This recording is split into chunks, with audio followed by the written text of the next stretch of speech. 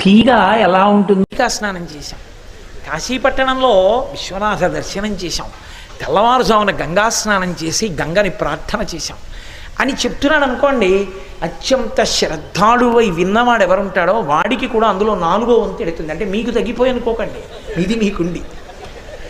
కాబట్టి ఎవరన్నా వస్తే 4వ వంతు వెళ్ళిపోతుంది అన్నాడు. ముగ్గురికి చెప్తే 3-4 మనకు అంతా పోతుంది. ఎందుకు వచ్చిన కూడా ఇక మీలేదో పావు వంతు అది కూడా గబుక్కుని ఎక్కడో పొరపాటున చెప్పేస్తారేమో. ఇంకా ఒకవేళ ఎవరైనా ఇంటికి వచ్చి ఎక్కడికి వెళ్ళి వచ్చారంటే భార్య వంటింటి వచ్చి అనకండి, అలా చెప్పాలి. మీదేం పోదు, అదనంగా ఇస్తాడు ఈశ్వరుడు. కాబట్టి తీర్థయాత్రకి వెళ్ళిన వాళ్ళ దగ్గరికి వెళ్ళి వింటారు, తీర్థయాత్రకి వెళ్ళొచ్చిన వాడి పాదములకు నమస్కరిస్తారు. మిగిలిన చోట్ల ఉన్న తీర్థముల యందు అంగిరసుల యొక్క తపస్సు దీక్ష ప్రవేశపెట్టబడ్డాయి.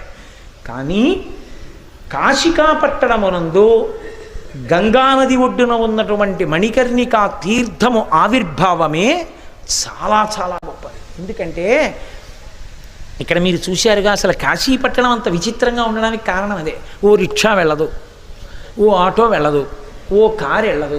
ఎందుకో తెలుసా అండి? ముందు వచ్చింది ఆయన ఒకడే ఈ పట్టణంలో. ఇది నాకు చాలా నచ్చిందని ఆయన ఉన్నాడు. ఆయన ఉన్నాడని పిల్లలందరూ చేరిపోయారు.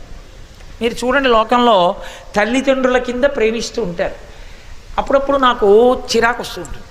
ఎంతో బలైపోయి ఉంటాను. తెల్లవారి నిద్ర లేచిలా పూజ చేసుకురావడం పాపం, కాలింబెలు కొడతారు. రాత్రి 10 వస్తూనే ఉంటారు, పలహారం చేయడానికి ఉండదు. ఈ ప్రవచనాలు చేయడం కాదు కానీ ప్రారంధం పలహారం చేయడానికి కూడా ఉండట్లేదు అనుకుంటాను. అనుకుని మళ్ళీ అనుకుంటాను, ఆ వచ్చిన వాడు పుట్టినరోజునో పెళ్లి రోజునో వస్తాడు, ఇప్పుడు దొరుకుతాడని రాత్రి 10ంటికి వస్తాడు.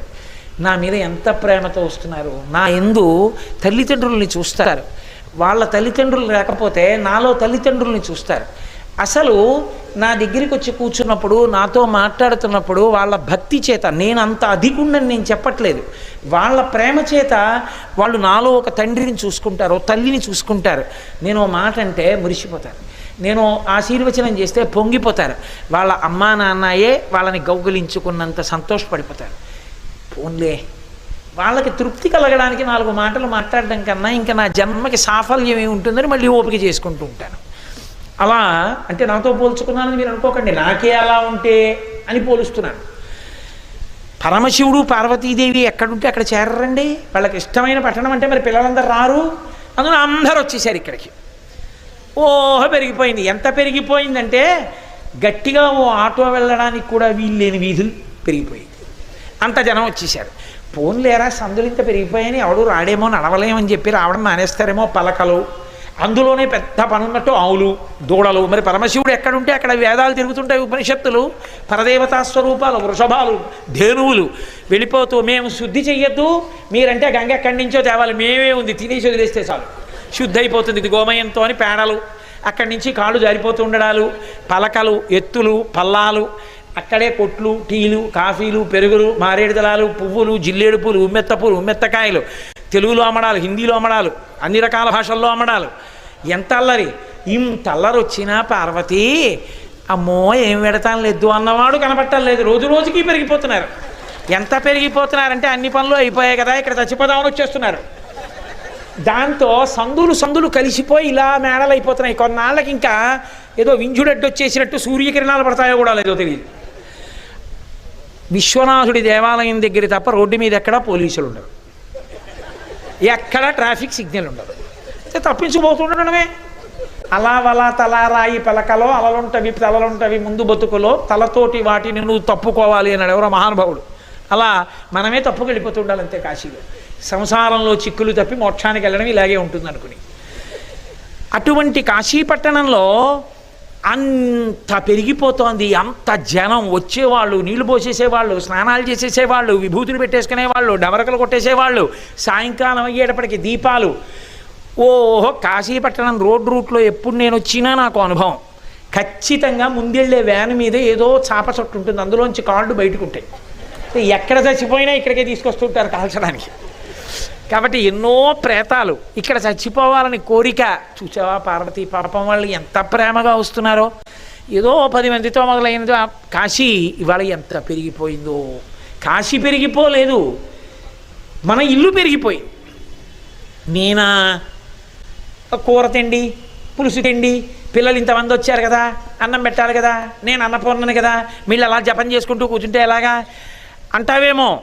నాకు ఎప్పుడు అది అలవాటు, అలా నాలో నేను రమిస్తూ ఉంటాను. కాబట్టి నువ్వు పిల్లలకి అది పెట్టండి ఇది పెట్టండి, లేకపోతే పిల్లలు మీకు ఇది తెచ్చారు చూడండి అంటే నేను అంతర్ముఖుడని చూస్తాను. కానీ పైకి చూస్తూ ఈ అల్లరంతా నాకు పడే విషయం కాదు. అందుకని కొంచెం ఉత్సాహంగా చూసేవాడు కావాలి. కాబట్టి నిండు మనంబుతో ధరణీధర కన్యయు తాను కాశిగాయుండి కుటుంబ భారము మహోన్నతి పొందట చూచి విశ్వనాథుడు ఒకనాడు ఆ మహానుభావుడు ధరణీధర కన్యతోడ ఇట్లని భారకుడు దక్షుడు హితుండు కావలదామన ఇంత ఇంటికి. చూశావా పార్వతి ఎలా పెరిగిపోయిందో మన ఇల్లు. ధరణీధర కన్యయు తాను నిండు మనంబుతో కాశిగాయుండి. కాశీగా వాళ్ళే ఉన్నారు, పార్వతీ పరమేశ్వరులే. ఎందుకంటే శివుడు ఇక్కడ ఒక మాట చెప్పాడు, నా ఆజ్ఞ తప్ప ఎవరి ఆజ్ఞ చల్లదన్నాడు. కాబట్టి రికమెండేషన్లు కుదరవందని ఉద్దేశం. అటువంటి క్షేత్రంలో ఇంతమంది పిల్లలు పెరిగిపోయారు. నిండు మనంబుతో ధరణీధర కన్యయు తాను కాశిగా నుండి కుటుంబ భారము మహోన్నతి పొందుట చూచి బాగా పెరిగిపోతుంది. కుటుంబం అయిందంటే పిల్లలందరూ రోజు రోజుకి ఎక్కువైపోతున్నారు. మరి వీళ్ళందరినీ ఎలా పోషించడం? వీళ్ళందరికీ పాపం సదుపాయం చూడొద్దు, వీళ్ళందరికీ అన్నం పానం దొరకద్దు. ప్రవచనం చేస్తాననేవాడికి ఓ పెద్ద మంటపం కావాలి, ఏదో హోమం చేస్తాననే వాళ్ళకి దానికి తగిన మంటపం కావాలి, లేదు ఇక్కడికి వచ్చి ఏదో జపం చేసుకుంటానన్నవాడికి ఏకాంతం ఉండే గది కావాలి. ఒకడు పెద్ద అట్టహాసంగా ఢమరకలు మోగించుకుంటూ విభూతి రాసుకొని జై జయశంకర హర హర శంకర అని తిరుగుతుంటారు, వాళ్ళకేదో కావాలి. ఇన్ని చూడొద్దు మరి. అందుకని ఇవన్నీ చూడ్డానికి ఒక దక్షుడు కావాలి మనకి. దక్షుడంటే సమర్థుడు కావాలి, హితుండు మనయందు భక్తి కలిగిన వాడు కావాలి. దక్షుడు హితుండు అటువంటి వాడు కావలదామన ఇంత ఇంటికి. మన ఇంత ఇల్లు ఎంత మంచి మాట పడిందో చూడండి. ఏమిటా బాబో, ఏదో మొదట్లో అంటే 4 గదులు కట్టుకున్నాం కానీ ఇప్పుడు ఇంత ఇల్లు కనీసం ఓ 4గురైనా ఉండద్దు, పని మనుషులు ఇంకా 2 ఉంటే ఏం సరిపోతుంది అంటాడు. అలా కావలదామన ఇంత ఇంటికి, ఇంత ఇంటికి ఒక రక్షకుడు కావద్దు అన్నాడు. అంటే ఆవిడంది అవును ఉండాలి అంటే ఆయన ఓరకంట చూశాడు అమ్మవారి వంక. ఓరకంట చూశాడంటే అనురాగంతో చూశాడు. ఆవిడ పరమ అనురాగంతో ఇలా చూసింది. కామిని చూచు చూపులకు కాక కలింగి శివుండు పాంధుడయ్యి అంటారు పోతన గారు. అలా ఆవిడ ఆయన వంక, ఆయన ఆవిడ వంక అనురాగపూరితంగా చూసుకున్నారు. వాళ్ళిద్దరి చూపులలోంచి కలువల వంటి కన్నులు కలిగినటువంటి వాడు, నల్లని దేహకాంతి కలిగిన వాడు, శంఖచక్ర గదా పద్మములను పట్టుకున్నవాడు, పీతాంబరం కట్టుకున్నవాడు, విష్ణువాంశ సంభూతుడైన శ్రీహరి జన్మించారు ఆ ఇద్దరి చూపులలోంచి. అది ఎంత దివ్యమైన పోతన గారు అంటారు భాగవతంలో, జలధర దేహు నాజాను చతుర్బాహు సరసీరుహక్షు విశాలవక్షు జారు గదా శంఖ చక్ర పద్మ విలాసు కంఠ కౌస్తుభమణి కంతిభాను కమనీయ కటిసూత్ర కంకణ కేయూర శ్రీవత్సలాంఛనంచిత విహారు మరుకుండల ప్రభాయుత కుంతల లలాటు వైఢూర్య మణిగణ వర కిరీటు బాలు పూర్ణేందు రుచిజాలు భక్త లోకపాలు సుగుణాలవాలు కృపావిశాలు చూచి తిలకించి పులకించి చోద్యమంది ఉబ్బి చెలరేగి వసుదేవుడు ఉత్సహించే అంటారు. అలా శంఖచక్ర గదాపద్మములను పట్టుకున్నవాడై పచ్చటి పీతాంబరంతో మహానుభావుడైనటువంటి శ్రీ మహావిష్ణువు శ్రీహరిగా ఆవిర్భవించారు. తల్లిదండ్రులారా నా కర్తవ్యం ఏమిటి అని అడిగాడు. అడిగితే పరమశివుడు అన్నాడు, నాయన ఈ కుటుంబ భారాన్ని వహించు, నిర్వహణ నువ్వు చెయ్యి. తప్పకుండా నాన్నగారండి అలాగే చేస్తానన్నాడు. అప్పటి నుంచి కాశికాపట్టణ నిర్వహణ శ్రీ మహావిష్ణువు. ఇప్పుడు ఆయన ఏం చేశాడంటే మళ్ళీ ఒకసారి తల్లిదండ్రుల్ని సాకారంగా చూడాలనిపించింది. మళ్ళీ పార్వతీ పరమేశ్వరులను ఒక్కసారి చూడాలంటే ఎలా అని తన ఆనందం కొద్దీ గంగానది ఒడ్డున ఎంతో సంతోషంతో తన సుదర్శన చక్రాన్ని తీసుకుని దాన్నే పారగా ఉపయోగించి ఒంగుని ఆ చక్రంతో భూమిని తవ్వడం మొదలుపెట్టాడు. చక్రమున తవ్వి ఒక్క పుష్కరిణి చేసి ఖనన వేళా ప్రయాస సంజనితమైన ఆ చెమట ధారల చేత తత్పుష్కరిణి నిండి ఆయన ఆ చక్రంతో తవ్వుతున్నాడు. పార్లా పట్టుకున్న సుదర్శన చక్రంతో పెద్ద హ్రదాన్ని ఒకదాన్ని తవ్వాడు. తవ్వితే ఖనన వేళ ప్రయాస సంజనితమైన ఘర్మ జలము చేత కైటభారి పూరించే తజ్జలంబు కైటభారి పూరించే ఆ పల్వలములందు ఆ కాశీపట్టణంలో గంగ ఒడ్డున ఆ హ్రదాన్నంతటినీ తవ్వుతుంటే చెమట పట్టి శ్రీ మహావిష్ణువు యొక్క శరీరంలోంచి పడినటువంటి చెమట బిందువులు ధారలై ఆయన యొక్క చెమట ధారల చేత ఒక సరోవరం ఏర్పడింది. ఇప్పుడు ఆయన చూసి అనుకున్నాడు, కష్టపడి తవ్వాను సుదర్శన చక్రంతో, నా ఒంటి చెమటతో నిండిపోయింది ఈ సరోవరం. నాకు ఆయన దర్శనం కావాలి పరమశివుడిది, నా తల్లిదండ్రులు కదూ. అందుకే అమ్మవారిని శ్రీ మహావిష్ణువుకి తల్లిగా చెప్తారు.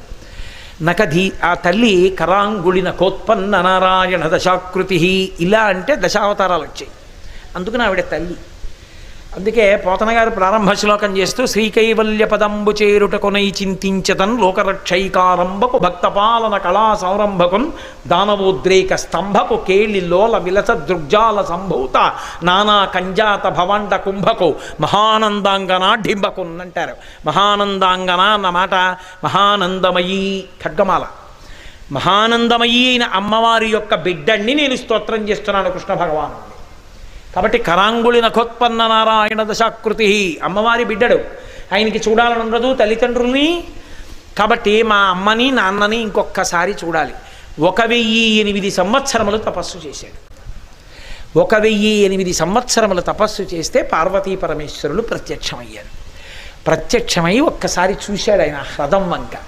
చూసి అబ్బా ఎంత కష్టపడి తవ్వావో ఈ పుష్కరిణి నా కోసం, ఎంత భక్తితో తవ్వావు, ఈ కాశీక్షేత్రంలో నీ పేరు మీద ఒక తీర్థం ఉండాలని, ఒక హ్రదం ఉండాలని తవ్వావా అని ఫణిభూషణుండు వాపి ప్రణుతి స్తోత్ర పరంపరలను అనరింపన్ త్రినేత్రుని దక్షిణశ్రుతి మణికర్ణిక జారి మిట్టి సరసి మధ్యమున పడెన్.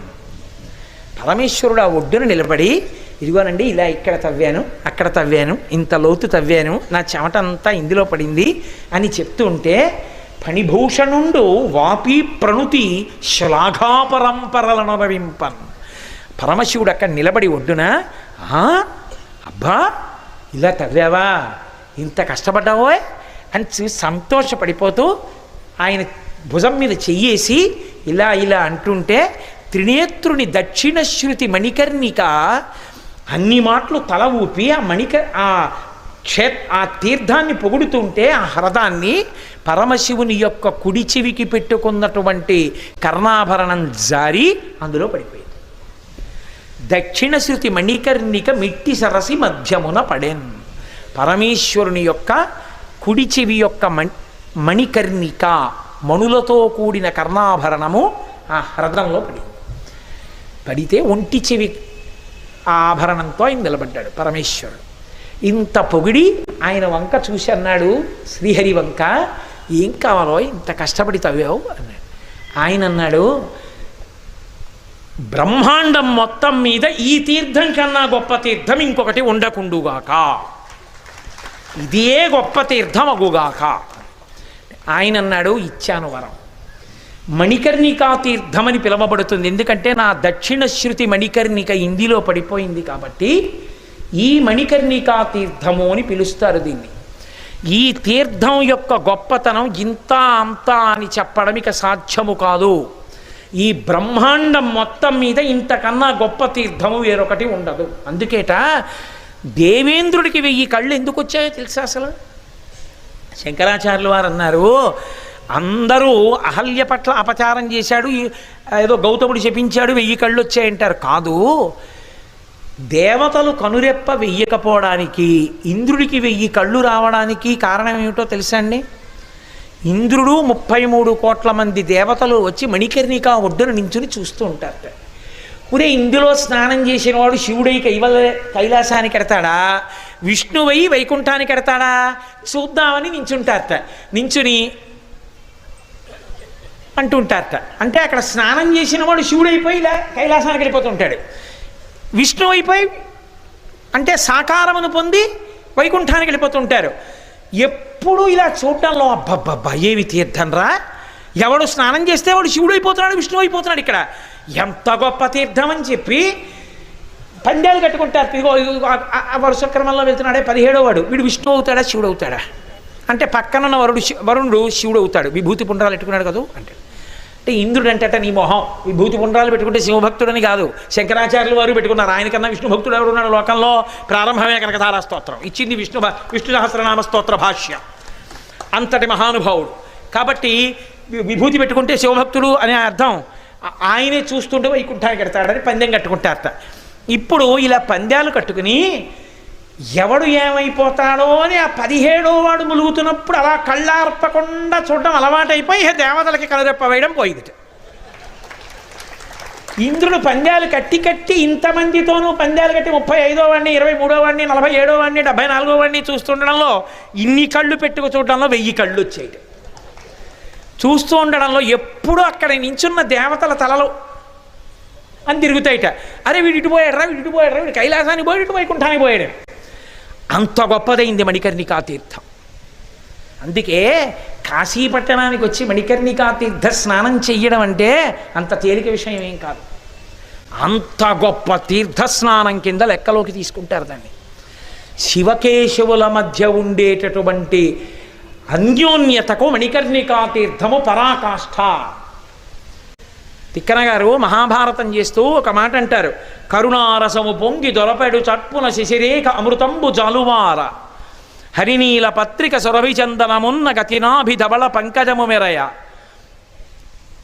గురి అయిన చలమున మెరసిన లోకరక్షణమనంగగళమున ఛాయదోప ప్రథమద్రినీతించు భానుబింబమునాన వరమునస్తుభరత్నమొప్ప సురనదియును కాళిందియును బెరసినట్టి కాంతిపురమ్ము శోభిల్లు శాంతమూర్తి నా మనము ఆనందమగ్రముగా చేసి ఎలమి సన్నిధి చేసే సర్వేశ్వరుండు అన్నారు తిక్కన గారు. ఆయనకి దర్శనమైంది హరిహర దర్శనం.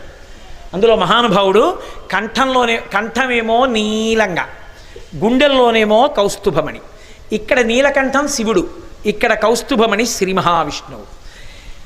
బొడ్డులోంచేమో తామర పువ్వు, అందులో ఆడుకుంటున్నటువంటి బ్రహ్మగారు కాబట్టి శ్రీ మహావిష్ణువు.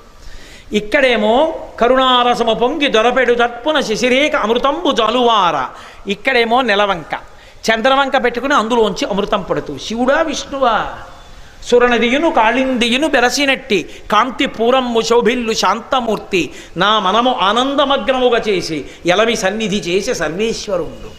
గంగా యమున కలిసి వస్తే తెల్లగా నల్లగా ఎలా ఉంటుందో అలా శివకేశవులిద్దరూ కలిసి హరిహర స్వరూపంగా నా ముందుకు వచ్చారన్నారు తిక్కన గారు. అసలు జీవితంలో ఉపాసన యందు శివకేశవ భేదం పాటించకూడదు. ఎన్నడూ కూడా శివుణ్ణి పొగిడి విష్ణువుని ద్వేషించడం, విష్ణువుని పొగిడి శివుణ్ణి ద్వేషించడం పతనం అవ్వడానికి మొదటి కారణం. అసలు యథార్థంగా మాట్లాడాలంటే శివకేశవులే పార్వతీ పరమేశ్వరుడు. అందుకే పార్వతీ అలంకార ప్రియత్వం, విష్ణువు అలంకార ప్రియత్వం. ఆమె యొక్క ప్రతిజ్ఞ యదా యదా హి సాధూనాం దుఃఖం భవతి ధారవా తదా తేషాంచ రక్షార్థం దేహం తంధారయామ్యహం. ఎప్పుడెప్పుడు సాధు పురుషుల్ని బాధ పెడతారో, ఎప్పుడెప్పుడు అధర్మము పెళ్ళుబుకుతుందో అప్పుడెప్పుడు నేను అవతార స్వీకారం చేస్తానంటుంది అమ్మవారు. పరిత్రాణాయ సాధూనాం వినాశాయ చ దుష్కృతాం ధర్మ సంస్థాపనార్థాయ సంభవామి యుగే యుగే అంటాడు విష్ణు పరమాత్మ.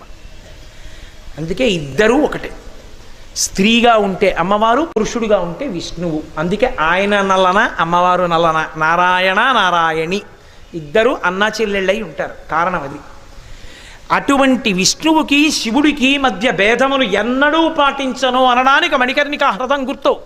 వాళ్ళిద్దరూ ఎంత అన్యోన్యమో చూడండి. తండ్రి కొడుకులై నిలబడతారు ఈ క్షేత్రంలో. అంత గొప్ప మణికర్ణికా హ్రదం. అందుకే మణికర్ణికా తీర్థ స్నాన వైభవాన్ని చెప్పవలసి వస్తే శంకర భగవత్పాదులు అన్నారు, బహుశः శంకరులు ఇలా చెప్పింది ఇంకెక్కడా లేదు.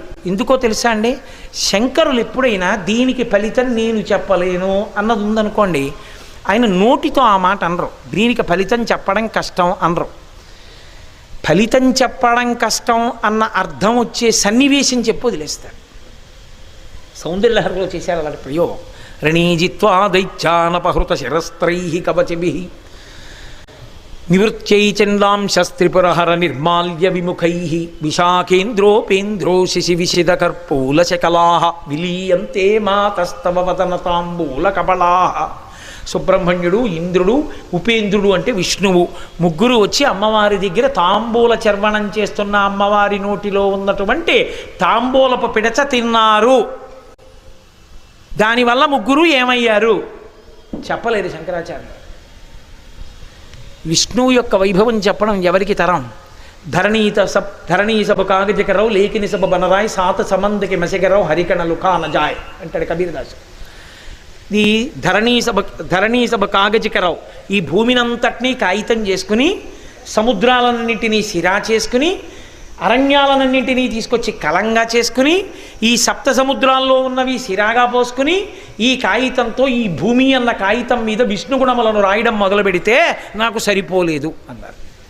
అంతటి మహానుభావుడు శ్రీ మహావిష్ణువు. దేవసైన్యాధిపతి సుబ్రహ్మణ్యుడు మహానుభావుడు. అమ్మని పునికి పుచ్చుకున్నాడు. అందుకే మంత్రం కూడా అంతే, శరవణ భవ. మహానుభావుడు సుబ్రహ్మణ్యుడు అటువంటి వాడు. ఇక ఇంద్రుడో ఎన్ని భోగాలు అనుభవిస్తూ ఉంటాడో.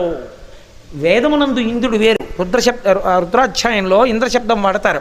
అసలు మీరు జాగ్రత్తగా పరిశీలిస్తే శ్రీరామాయణంలో విష్ణువు అన్న పేరు మీకు కనపడదు. ఎక్కువగా ఎవరు కనపడతారో తెలుసా అండి? ఇంద్ర ఇంద్ర ఇంద్ర ఇంద్ర, ఎప్పుడు ఇంద్రుడే. వాల్మీకి రామాయణం అంతా. కారణం ఏమిటో తెలుసా? పరబ్రహ్మస్వరూపంగా చెప్తారు ఇంద్రుడిని. వేదమునందు ఇంద్రుడు వేరు, పురాణమునందు ఇంద్రుడు వేరు. అటువంటి ఇంద్రుడు, సుబ్రహ్మణ్యుడు, విష్ణువు ఎంత గొప్ప వాళ్ళయ్యారో చెప్పలేను. కారణం మాత్రం అమ్మవారి తాంబూలపు పిడచ తినడం. చెప్పారా ఎంత గొప్పవాళ్ళు? చెప్పడం సాధ్యం కాదు, చెప్పను. కానీ కారణం చెప్తాను. అమ్మవారి తాంబూలపు పిడచ వాళ్ళు తిన్నారు. వెళ్ళి దగ్గరికి వచ్చినప్పుడు పెట్టింది పిల్లలు కాబట్టి ఆవిడ బిడ్డలు వాళ్ళు పెట్టింది. ఎంత గొప్ప వాళ్ళు అయ్యారు? ఎవడి తరం చెప్పను. ఎంత గొప్ప వాళ్ళు అయ్యారో అని వదిలేశారంతే. అలా చెప్పే శంకరులు మణికర్ణికని స్తవం చేశారు. ఆయన ఆ స్తవం చేసినప్పుడు ఒక మాట చెప్పారు. ఆయన అన్నారు, మధ్యాహ్నే మణికర్ణికా స్నపనజం పుణ్యం నవక్తుం క్షమః. గంగానది స్నానం చేసేటప్పుడు అన్ని వేళలా చేస్తారు. కానీ సాధారణంగా కేదారేశ్వరలింగాది దర్శనములను చేసేటప్పుడు ప్రాతకాల స్నానమే గొప్పది. కానీ ఒక్క మణికర్ణికలో స్నానం చేస్తే మాత్రం ఖచ్చితంగా 12 గంటలకి చెయ్యాలి. మిట్ట మధ్యాహ్నం 12 అయ్యేటప్పటికీ మణికర్ణికా హ్రదంలో స్నానం చేయాలి. స్నానం చేసి పైకి రావాలి. పైకొచ్చి ఆతడి బట్టలతోటే మణికర్ణికకి ఎదురుగుండా నిలబడి స్తవం చెయ్యాలి మణికర్ణికని. అలాంటి స్తవం ఎవరు చేస్తారో, ఎవరు మధ్యాహ్నం మణికర్ణికా ఘట్టంలో స్నానం చేస్తున్నారో, స్నానం చేయడం అంటే తల మునిగేటట్టు, ఇవాళ గంగలో చేసేటట్టు ఎవరు చేస్తున్నారో, మధ్యాహ్నే మణికర్ణికా స్నపనజం పుణ్యం నవక్తుం క్షమః స్వీయై రబ్దశతై చతుర్ముఖధరో వేదార్థ దీక్షా గురు యోగాభ్యాస బలేన చంద్రశిఖర తత్పుణ్యపారంగతః త్వత్తీరే ప్రకరోకరోమి పురుషం సుప్త పురుషం నారాయణం వా శివం అన్నారు శంకర భగవత్పాదులు. మధ్యాహ్నే మణికర్ణికా స్నపనజం, మిట్ట మధ్యాహ్నం 12 గంటల వేళ మణికర్ణికా తీర్థంలో మునిగి పైకొచ్చి నిలబడి అదే తడి బట్టలతో గంగానది వంక చూస్తూ, మణికర్ణిక వంక చూస్తూ ఎవరు స్తవం చేస్తారో, మణికర్ణికా స్తవం చేస్తారో వాళ్ళకి ఖాతాలో పడేటటువంటి పుణ్యం ఎంతది? నవక్తుం క్షమః, నే చెప్పలేను. ఎవరు? నేను కాదు, శంకర భగవత్పాదులు. ఎవరు? అపరశంకరుడు. నీ చెప్పలేనన్నారు ఆయన. పోనీ అండి, ఎవరు చెప్తారు? స్వీయైరబ్దశతై చతుర్ముఖధరో వేదార్థ దీక్షా గురు. 4 ముఖములతో 4 వేదములను వేదార్థమును చెప్పగలిగిన సమర్థుడైనటువంటి బ్రహ్మగారు 4 ముఖములతో 100 సంవత్సరముల పాటు చెప్పినా రాత్రింబవళ్ళు మణికర్ణికా తీర్థ స్నాన వైభవమును చెప్పలేడు. కుదరదు. ఆయన కూడా చెప్పలేడు. ఎన్నేళ్ళు? 4 ముఖములతో 100 ఏళ్ళు. ఆయన ఏం చెప్తుంటాడు? 4 ముఖములతో 4 వేదాలని, 4 వేదముల యొక్క తాత్పర్యాన్ని చెప్తాడు. ఆయన చెప్పలేడు. స్వీయై రబ్ధశతై చతుర్ముఖధరో వేదార్థ దీక్షా గురు యోగాభ్యాసబలేన చంద్రశిఖరస్తత్పుణ్య పారంగతః త్వత్తీరే ప్రకరోతి సుప్తపురుషం నారాయణం వా శివం. అమ్మా, మణికర్ణికా తీర్థంలో స్నానం చేసినటువంటి వ్యక్తి అటువంటి గొప్ప యోగాన్ని పొంది, గొప్ప శక్తిని పొంది, అటువంటి శక్తి కారణం చేత, ఆ పుణ్య విశేషం చేత అతను ఒడ్డును తిరుగుతున్నప్పుడు దేవతల యొక్క కంటికి ఎలా కనపడతాడో తెలుసా? లోపల శివభక్తి తత్పరుడైతే చంద్రశేఖరుడిగా కనపడతాడు, లోపల విష్ణుభక్తి తత్పరుడైతే అతను సాక్షాత్తు శ్రీ మహావిష్ణువు కదులుతూ కనపడతాడు. అమ్మా, ఇక వాడు అక్కడ ప్రాణమే వదిలితే అంటే నా ఉద్దేశం బలవంతంగా చచ్చిపోమని కాదు. ఎవరైనా కాకతాళీయంగా ఆయుర్దాయం అయిపోయి మరణిస్తే ఇక వాడు ఏ స్థితిని పొందుతాడో చెప్పడం కష్టం. అంత గొప్ప స్నానం మణికర్ణికా స్నానం. నాకు తెలుసు, వేదిక దిగ్గానే మీకు అనుమానం వస్తుంది, మణికర్ణికా స్నానానికి వెళ్ళేటప్పుడు పొద్దున్న ఇంట్లో చెయ్యాలండి. పొద్దున్న ఇంట్లో స్నానం ఎందుకు చెయ్యాలి? సంధ్యావందనం చేసుకోవడానికి చెయ్యాలి. సంధ్యావందనం చేసుకోవడానికి స్నానం చేస్తానంటే నది నిన్ను ఎందుకు వద్దంది? వద్దందే. పొద్దున్న చేసి వచ్చావా చెయ్యకుండా వచ్చావా అన్నదాంతో నదికేం సంబంధం? నీకు తెల్లవారుజామున ప్రాయశ్చిత్తంతో లేకుండా సంధ్యావందనం చేసేసుకుందాం అని ఉంది, చేసుకో. ఎవరొద్దన్నారు? పొద్దున్న మధ్యాహ్నం వరకు అలా ఉండి పాచిముఖంతో అన్నం తినేయమని ఎవరు చెప్పారు? స్నానం లేకుండా ఇంట్లో స్నానం చేయి, సంధ్యావందనం చేసుకో, మధ్యాహ్న స్నానానికి మణికర్ణికి వెళ్ళు. రేపటి రోజున మధ్యాహ్నం 12 గంటలకి ఖచ్చితంగా మనందరం మణికర్ణికా స్నానం చేస్తున్నాం. ఎందుకో తెలుసా అండి? రేపు కార్తీక సోమవారం, పైగా కార్తీక మాస శుక్లపక్షమిలో వచ్చేటటువంటి నవమి తిథి కేవలము స్నానము కొరకే. ఇక్కడికి నేను వచ్చినప్పుడు కాకినాడ పట్టణం సర్పవరంలో నీలకంఠేశ్వర స్వామి వారి దేవాలయంలో నవమి నాటి స్నాన వైభవం గురించి చెప్పొచ్చాను. అది సోమవారంతో కలిసింది. ఈసారి మనం కాశీపట్టణంలో ఉన్నాం. రేపు మధ్యాహ్నం 12 గంటలకు మణికర్ణికా హ్రదంలో స్నానం చెయ్యకపోయి ఇంటికి వెళ్ళిపోతే ఎంత అదృష్టాన్ని పోగొట్టుకున్నట్టు. అందుకే నేను ఖచ్చితంగా 12:15కి నది ఒడ్డున ఉంటాను. ఎందుకని? 12 అందులో ములుగుతా, 5 నిమిషాలు తక్కువ 12. ఇంకా ఎవరైనా ములుగుతున్నారా చూసే అవకాశం ఉండదు. ఎందుకని? పల్లకి మోస్తే నలుగురు కావాలి, ఆకలి వేస్తే ఒక్కడ చాలన్నం తినాలి కదూ. పల్లకి మోద్దాం అనుకుంటే అందరూ రండి, అన్నం తిందాం అనుకుంటే నేను ఒక్కడిని చాలు నా ఆకలికి కదా. అందుకని అందరూ వస్తే సంతోషం. ఇవాళలాగే పరమ సంతోషంగా అందరం మణికర్ణికా స్నానం చేసి తడి బట్టలతో మీ అందరితో ఎంతమంది వస్తే అంతమందితో, మళ్ళీ గోపాలకృష్ణ గారు మైకు స్పీకరు అన్నీ సిద్ధం. ఆయనోడు విశ్వకర్మ మహానుభావుడు ఉన్నారు మనకి, ఇప్పటికే రాసేసుకుంటూ ఉంటారు గబగబా రేపు ఏం సిద్ధం చేయాలని. రేపు మధ్యాహ్నం 12 గంటలకి కార్తీక సోమవారం మణికర్ణికా స్నానం చేసి రేపు మధ్యాహ్నం మనం అందరం మణికర్ణికా స్తవం చేస్తాం. ఇక ఆ స్తవం అలా ఇలా ఉండదు, అంత గొప్ప స్తవం. ఇప్పుడు నేను చదివిన శ్లోకం మణికర్ణికా స్తవంలోదే. అది చదవాలి అసలు.